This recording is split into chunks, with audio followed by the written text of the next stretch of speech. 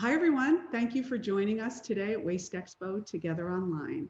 I'm Liz Bothwell from Waste 360, and I'm honored to be hosting this session for you today. Before we get started, I do have to address a few quick items.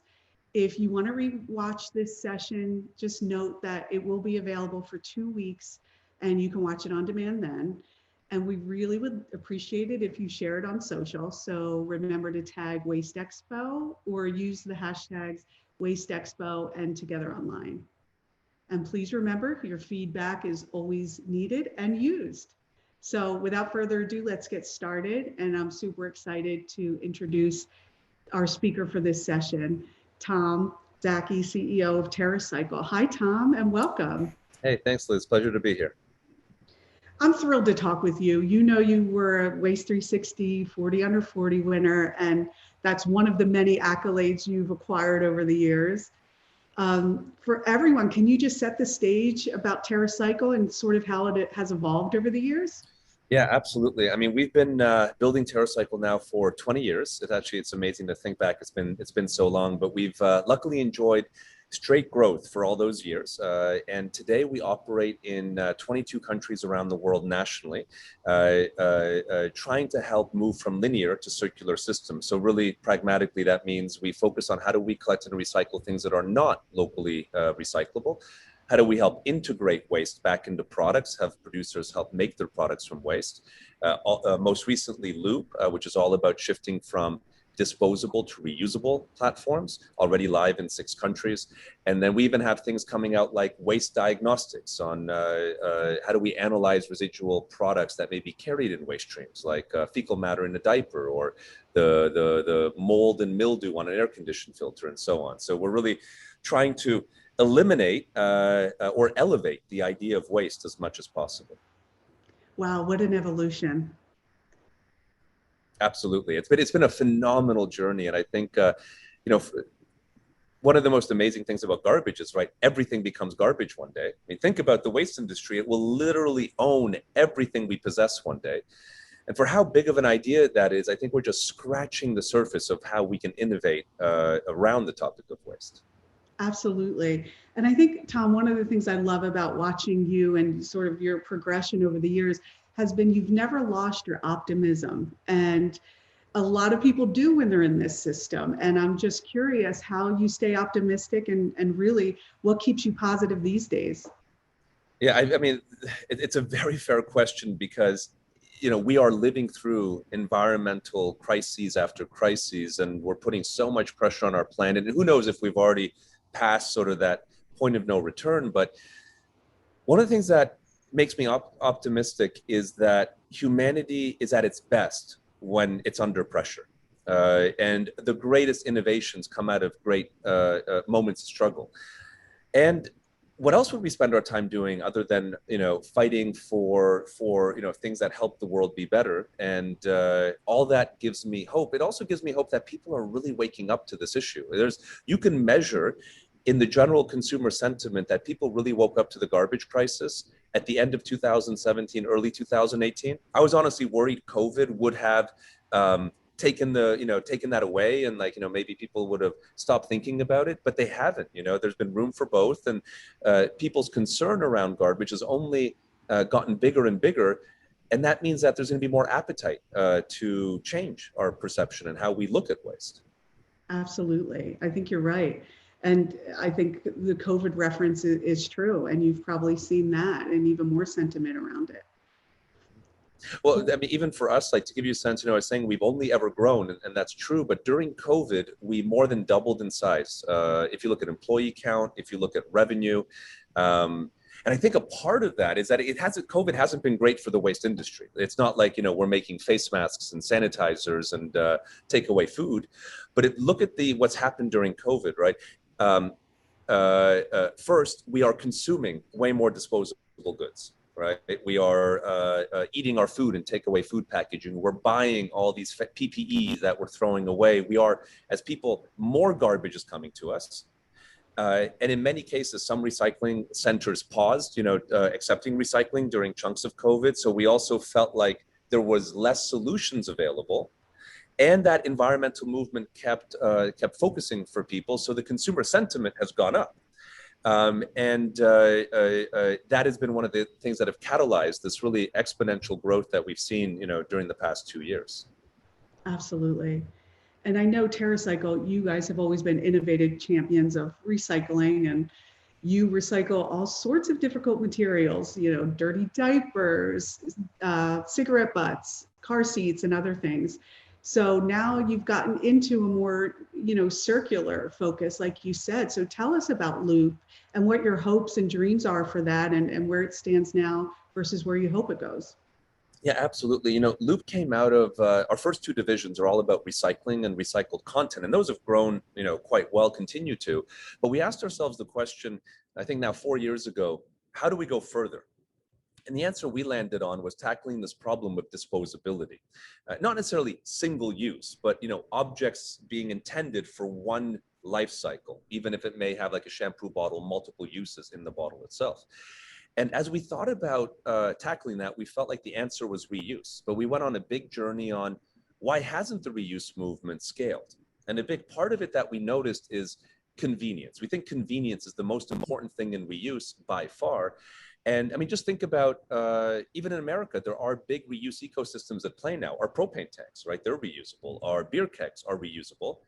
But even in those examples, and by the way, who's buying those for sustainability, right? Probably not crossing anyone's mind when you're having a barbecue on the weekend. But when they're both empty, you can't take the propane tank to a beer store, and you can't take the beer keg, say, to a Home Depot, where you may have gotten the propane tank. And that's very difficult if you're going to scale that to many products. So Loop's goal overall is to be a platform for reuse, where any brand can enter and create a reusable version of their product. Think like Tide laundry detergent in beautiful stainless steel, all the way to, Haagen-Dazs ice cream. And then retailers can make those available to their consumers. So you can buy, pre-filled product in the store and then drop it off at any participating store, to get your refunds back. And then we effectively at Loop, beyond being the system stewards, are the waste management function of reuse. It's very normal, right? There's a bin you put your stuff into, but we're sorting it not by material type, but down to the product level. And then instead of, say, shredding and melting it like recycling, we're cleaning it at very high standards. So it's still that same waste management operation, but just, slightly tweaked to facilitate the concept of reuse. And it's really, even during the pandemic, which has been challenging for innovation. Innovations, I think, has been one of the unsung casualties of the pandemic. The platform has really grown beautifully. I mean, we deployed it to the world in January of 2019. Took it live in testing platforms in France, and then followed by the US in May of 2019. And today we have the world's biggest retailers in France, UK, Japan, Australia, Canada, US, all going in store on the platform, either already have done so or will be by the end of this year. So Tom, could you talk a little bit about the partners you have through Loop? Absolutely. So the essence of Loop is all about multi-stakeholder collaboration, because really what we do is we are sort of the glue that gets all the actors together. And then our only operational function is literally the waste management function of reuse. And so what Loop really requires is having most importantly, a lot of brands. We today have 160 of the world's biggest consumer product companies, from Nestle to P&G and many others. So that's one major faction. The second most important are the retailers. So today we have 15 of the world's biggest retailers, your Kroger's, Walgreens, and others. But beyond that, there's all these service providers. So we have companies from UPS and FedEx, on shipping, all the way to DHL and especially Ecolab on helping to do the cleaning. Like they're the processing partners, and a huge, great ecosystem of wonderful partners there. And then also packaging designers and packaging suppliers. This is sort of the ecosystem of vendors that have to come together to make this whole thing work. And we're just sort of trying to get everyone excited enough to do that in unison. To give you an example, for example, when Clorox created its disinfectant wipe in Loop, they partnered with Kohler, who makes everything from faucets, but also reusable dispensers for your kitchen. And Kohler, never producing packaging in their lives before, produced the packaging for Clorox wipes, which became, I think, the coolest wipe package that exists. And then they were able to put it up, and Ecolab was the company who came together with how do we clean that and really do that at the highest of standards. So you can see it's all these organizations that had to play together. And I think the biggest challenge in Loop is getting all these actors to do this all in unison according to a schedule, because when a retailer like, say, Kroger goes in store, which they're doing just next month in September, they're going to need all the products to show up at the same time, right? And you need this to have this ecosystem of choices, because that's what consumers want. And so that's been, the real work behind the scenes, is facilitating these partnerships and getting everyone to act together. And then you layer on COVID, creating a lot of supply chain constraints, just makes it an extra tad more interesting. Oh, I bet you've seen a lot this year. Yes. It's been but it's good. It's put good pressure on our organization, and they've thrived under it, our team. And so if we can do it, with such constraints, I'm really excited to see what happens when the pandemic subsides and, we no longer have these issues that everyone is grappling with. Absolutely. I mean, you yourself are a case study as to how to bring these different stakeholders together to do this well. I think that's fantastic. Yeah, I think, the learning that I've had, by the way, for anyone who's trying to achieve this, is really focus and empathize, like deep understanding of what's in it for the stakeholder. And it's not always the same thing that, that's in it for you, right?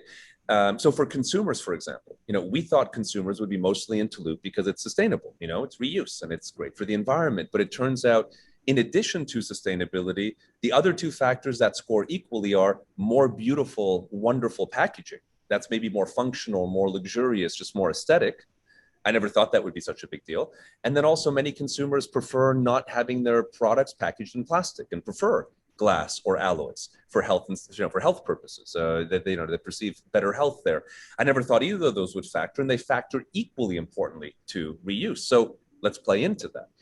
For brands, yes, they have a challenge with waste, and they're worried about that. But being able to delight the consumer with more innovations is even more important.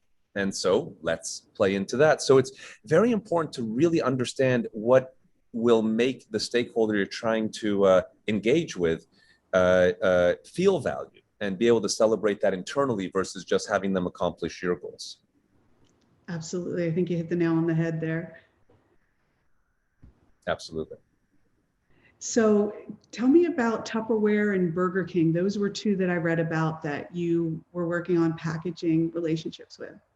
Absolutely. So Tupperware has been a wonderful partner. I mean, everyone knows Tupperware, so I won't describe them, but they've never been a packaging supplier before. And so we are looking for wonderful companies who understand reusable construction. And Tupperware is, by definition, highly reusable. They've been able to figure that out with high-grade plastics, which have a lot of flexibility in molding them and creating them. And they have great designers and understanding of how to really think about reusables. So Tupperware has become an official Loop partner, and then we're able to recommend their services to companies like Burger King and others who may want to use them to develop reusable packaging components. So Burger King, for example, is launching all over the world later this year and early next with Loop for reusable soda packaging, reusable sandwich and hamburger packaging, which is going to be incredible. I mean, think about all the waste in the fast food and takeout space. And this is all now becoming fully reusable. And Tupperware is a cornerstone partner who's helping develop and produce some of that packaging. That's amazing. I can't wait to watch that. Yeah, we're super excited for it. And it is coming live, I think, in some cities late this year, and then some other cities around the world early next. So hopefully you'll be in a city where you can play with it. And the fun part is you'll be able to buy your hopefully Impossible Whopper and soda, at a Burger King in a reusable package, and then maybe drop it off at a Walgreens or drop it off at a Kroger, or one of our other retail partners will be announcing soon. Oh, that's fantastic. And are you seeing an uptick in that? I know you mentioned that consumer, you felt that there was an uptick there in sentiment in wanting to recycle and do good. Do you see it with the CPG brands and other partners that you have? Absolutely, absolutely. Because, in the end, the consumer product companies all know that there's an issue here. There's no question there. That may not have been the case 20 years ago, but even 10 years ago, that became pretty clear. But consumer product companies are really watching consumer sentiment, and everything drives from consumer sentiment. And it's measurable. Consumers started really getting concerned about waste end of 2017, and it's only grown from there. So CPG companies, consumer product companies, started really leaning in with solutions. And we also see lawmakers are passing more laws. We've now seen EPR come up in Maine, and I think other states are going to start passing state-by-state EPR. I think the real thing in the US, for example, will be when is national EPR come together? Because can you imagine 50 different states with different EPR legislation? It's going to be incredibly difficult for brands to navigate if it's so regionalized, but hopefully when a couple of states do it, it can ratchet up to federal EPR, like frankly any other developed country at this point has and has had for a while. But I think we're only going to see more and more of this. The question is an interesting one for the waste community is this. Most consumer product good companies have committed that their packaging will be recyclable, compostable, or reusable, but the biggest focus there is recyclable by 2025. All over the world, these commitments have gone out by, Walmart has committed, Nestle, P&G, and hundreds of other similar actors have made these important commitments. Though I think P&G is for 2030, they've made that commitment. Nevertheless, there's a big difference between what is technically recyclable and what is practically recyclable. And practical recyclability or practical compostability is entirely in the hands of the waste management industry, whether they choose to sort and process that certain material. And there is a gap here. And there's a really exciting opportunity for which waste management companies will lean in to help solve the gap, because there's a lot of opportunity and appetite to do so. This not just goes for recycling, but goes for composters. A lot of companies are moving to compostable packaging, but there's very little composting infrastructure, and very few composters today accept compostable packaging. Another great gap to think about. And then, of course, there's the emergence of reuse. And that, I think, will be the domain of innovators and startups, as we're seeing already. That makes sense. I mean, you've raised a good question, and it is in our hands now. And a lot of our listeners and watchers are in waste and recycling. Do you have any advice for them on how to tackle this before 2025 and 2030? Yes, absolutely. I think the first and foremost, my message would be there's a great opportunity. And there's an opportunity to also innovate around the business model. If I look at a traditional waste management business model, it is you have the cost of acquiring the waste. Maybe you have potentially some tipping fee revenue, so some revenue on getting the waste. Then you have to haul it from the point source to wherever you are warehousing or sorting it. Then you have the cost of processing that waste. And then you compare those costs against what you can sell the material for if you're a recycler, right? If it's landfills, what's the cost of putting it into a landfill or incinerator? And those are relatively few variables, right? We got, what is the inbound economics, what is the conversion economics, and what is the outbound economics? We're talking 3 variables. That is really limited. One of the things we've learned at TerraCycles is many other variables to look at. And thinking about what's the value to a brand to see something recycled? What's the extra foot traffic to a store to become a recycling point? There's so many other variables. And the moment you tease out other variables, the equation on what becomes recyclable becomes significantly more interesting. And so my recommendation to someone watching our conversation is to take a step back and see, are there other ways to innovate that more traditional business model that may be at play today? And think about other ways of that value around waste can be produced. I'll give you an example of an emerging division we have just to show you how far this mental exercise can go. Out of Loop, we thought, what could be the benefit of having a relationship with everyone's individual product, which you must have in a reuse ecosystem, because we have to get you your deposit back so we know everything you purchased. And yes, there's some very interesting data there, to understand sort of your waste on a product level. Sure, cool consumer insights, that's sort of obvious. But we went a little bit deeper and we realized that certain waste streams carry diagnosable samples. So, for example, your air condition filter carries the mold and mildew in your air. Your water filter, the crud in your water. Your motor oil carries, once it's out of your automobile, the piston scrapings, because that's what it's lubricating. Or say your child's diaper carries a fecal sample. So we developed a new division, our diagnostic division. You'll see this actually go live next year with some of the world's biggest brands. But one example will be, through a major diaper brand, you'll be able to send in, purchase a kit and send us one dirty diaper. But instead of going to a recycling facility, as we do, say, with Pampers in a number of countries, or a reuse facility, we're actually launching diapers in Loop next month, it'll go to a laboratory, which analyzes the microbiome in the fecal sample and sends you back a report on whether your child may be susceptible to allergies, whether they're having a good diet, whether they need probiotics, and all sorts of other interesting information. And there's so much to do if you take a sort of a step back and reevaluate that very traditional waste management business model and equation. Definitely. I think a lot of that's happening, whether you see it with some of the innovation or technology, AI, robotics, and absolutely everything in between. But I think, to your point, until that material is seen as valuable, it's going to be a different lift. But I think there's a lot that can be done and is being done. So I love your examples. Absolutely. And just remember, material value can be more than the physical polymer or alloy that an object is made from. That's the key sort of twist that may be worth exploring. Definitely. You're so right there. And I think a lot of companies, even in this space, are motivated by that with their sustainability and ESG goals as well. Absolutely. Couldn't agree with you more. It's a beautiful time, I know it's been tough, absolutely tough in the past few years, and low oil prices since 2015 are not helping, the recycling community, but there's a lot of bright future ahead of us with where consumer sentiment is pushing these topics on a global basis. Yeah, you're so right. So you talked a little bit about the diagnostics and some other things that you're working on. What do you see for the future of TerraCycle? Well, we're in a super exciting time. We're hitting some incredible growth.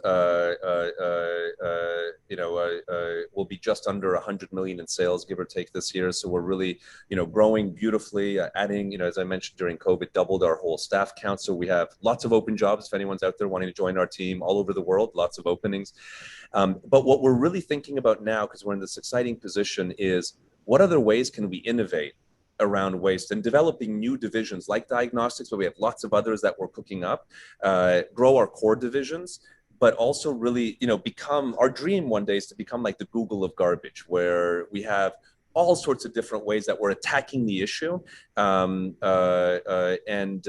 now is sort of a really wonderful time where we're able to have the resources to be able to put a lot of these innovations out there and see how they do. So we're really focused on that quite a bit, both tangential innovations, innovations of how do we recycle more, how do we use more recycled content, more reuse, but also whole new concepts like diagnostics and others. Oh, that's fantastic. Keep the innovation coming. Thank you.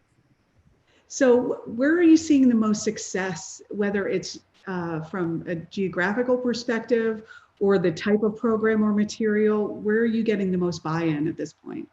It's a good question. So first, to answer it geographically, right now the nexus for us, if we look at all the 21 countries we operate in, I'm looking at Canada, US, Brazil, most of Western Europe, China, Korea, Japan, Australia, New Zealand, Thailand would be the sort of key markets for us.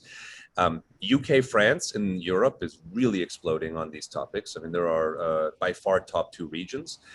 North America doing really, really well. And then in Asia, Japan has been this just out of the ballpark success. In fact, actually, if you watch the Tokyo Olympics and you saw the podiums, TerraCycle Japan built every one of the Olympic podiums from hard to recycle waste that was collected in local retailers. And you'll see us doing some of the other podiums coming up in the future games.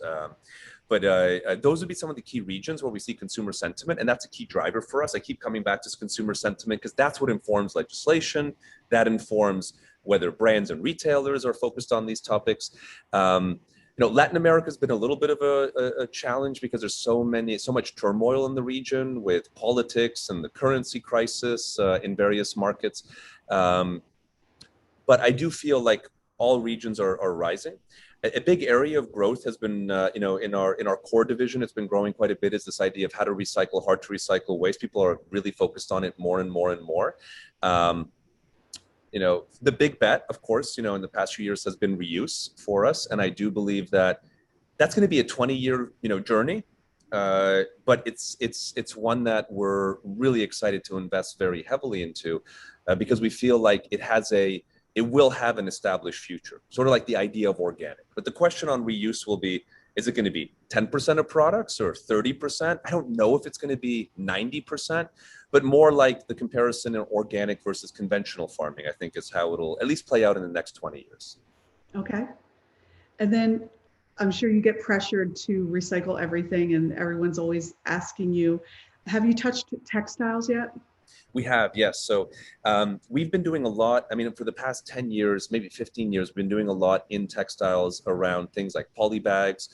With Teva, we recently launched shoe recycling, which we're really excited about. We also developed and have brought out now technology where we can recycle mixed clothing. So what I mean by mixed clothing is textile that is made from natural and synthetic materials together. So like a cotton nylon combo. Historically, we've been doing a lot of like natural textiles we could do well, polymer-based textiles we could do well, but we had a lot of struggle with the mix, which is actually the majority, right, of textiles. And so we're now have had some breakthroughs in processing, where in the past year we've been able to bring out some programs that do allow us to take the mixed textiles and make them into or turn them into raw material for different applications. What are you using them for at this point? So at the moment, we're using them primarily in the insulation space, in automotive, in different forms of insulation. Our goal is to get it to where we can go textile to textile, but we're not quite there yet. Okay. Oh, that's amazing. I'd love to hear that. Yeah. And how about organics? Is that a place you're entering? Yeah, so we've been doing large volume of organics for over a decade, but mostly when they are organics that are found in other waste streams. So we're one of the world's largest coffee capsule recyclers, and there's a lot of organic tea, coffee, milk inside coffee capsules. And so we've been doing a lot there, but now we have a new division we're starting called TerraCycle Pickup that'll be live early next year, and that's going to be bringing curbside pickup. That's why it's called Pickup, to communities that don't have curbside recycling, and in communities that there is curbside recycling, offering incremental services like compost pickup, textile pickup, toys, and all sorts of other things. So it's a way to either increase the range of what you're able to recycle from your home curbside, or be able to even enable recycling if you live in a community that doesn't have recycling access today. And there we see a very, very big role for traditional organics like kitchen scraps and so on. Okay. Oh, interesting. Yeah. And is there anything you haven't been able to find another use for? Yeah, sure. So there's the biggest preventer from us being able to recycle something is usually legislative prevention. Like if the law says you can't process that certain waste stream, we see that come up a bit more in the hazardous waste stream category. So we have a hazardous waste division, and there, we of course always have to comply with the law. And in some cases, the law may ask us to dispose of the object through waste to energy versus recycle it. That's more again in like hospital waste that may have touched a contaminant of some kind, or we do a lot in like blister pack recycling, but it depends on what type of pharmaceutical was in the blister pack, on what output it may have to go to, or even things like plastic gloves, what it touched will have an effect on where that can go. And it's very, very rare that something is technically not recyclable. There are some challenges. Sandpaper. Sandpaper is a uniquely hard one because it literally will grind the grinding machine, as you can, and so it's very difficult to remove the components of sandpaper. That's one that has still been stumping our team. But it is more rare than not. The key question is not whether something can be recycled, is what is the cost of doing so? And we specialize in those waste streams where it costs more to collect and process something than the results are worth. And that's why we need folks to pay for it, right? And so what we're always thinking about is how do we keep lowering those costs so that more folks can have access to recycling things and make the services more democratic? Because honestly, right now, recycling is a luxury. If you zoom out worldwide, rich countries have advanced recycling, like Germany, and poor countries may not even have good waste management, let alone recycling. Right, absolutely. And I know that you've talked about the recycling rate being sort of a starter for you, where going into that community, your tracking might actually follow that, because you need people to be willing to do it, right? Absolutely. Yeah. I think you need first availability, then you need excitement and interest and people doing it. And both those things have to really go hand in hand. So a good indicator of what the appetite of a country is what is their average recycling rate for things that are available to recycle? And that's sort of a benchmark that we aim towards. And we have been able to get some of our programs as big as collecting 30 or 40% of an entire category, so they can get relatively large. But usually there's an upper threshold. And this is why we created Loop, because we felt like recycling is not is a band-aid really to the issue. And I say this as a recycling company, and that we have to go deeper. Even into, well, actually, you asked textiles. We are launching textiles in Loop early next year, where it's going to be starting with a major British retailer on baby clothing. And so basically the simple idea is, when you buy your baby clothing through Loop at this retailer, you'll pay a deposit on the item, and then you'll pay a cost to use it. And then when you put that garment back in one of our Loop bins, we will review it, clean it, repair it, and then it's sold again back in the aisle, not looking like vintage clothing, looking like a normal rack and everything normalized. But we'll even see, textiles going into reuse, because that then elevates them from, how do we recycle them? Absolutely. So you being in Trenton, and I know you're in other states, countries, you must have really good relationships with your haulers there and your facilities. Yeah, absolutely. I mean, we do less so sort of local hauling partnerships, but we have really good strategic partnerships on a national level with waste management companies, like Waste Connections took a 20% interest in our Canadian company, or Veolia owns a 30% interest in our European division, or Itochu, I think that's a 10% interest in our Japanese division. And these players really then allow us to leverage pre-existing infrastructure in a really exciting way. Now, that's to say we also work with local partners as well, but we really, unlike normal, waste management companies, we don't, we try to use third-party systems as much as we can, because a lot of them exist there, and we set up these supply chains. So we really rely on finding processors, upgrading them, finding transportation and sorting partners, maybe upgrading them so that they can handle the specificity of what we're out there working on. Oh, it makes sense. That's great to hear. And so, Tom, is there anything else you want to share? Well, it was wonderful. Thank you so much, Liz, for the conversation. Thank you, everyone who's listening.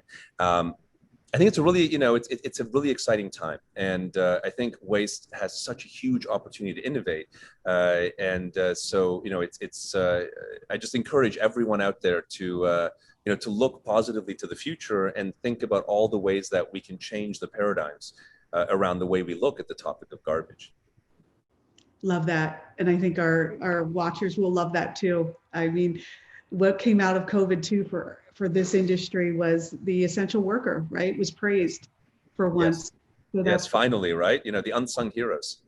Absolutely. That's well, right. Thank you so much, Tom. And we're going to go over for our Q&A now. Thank you. Thank you.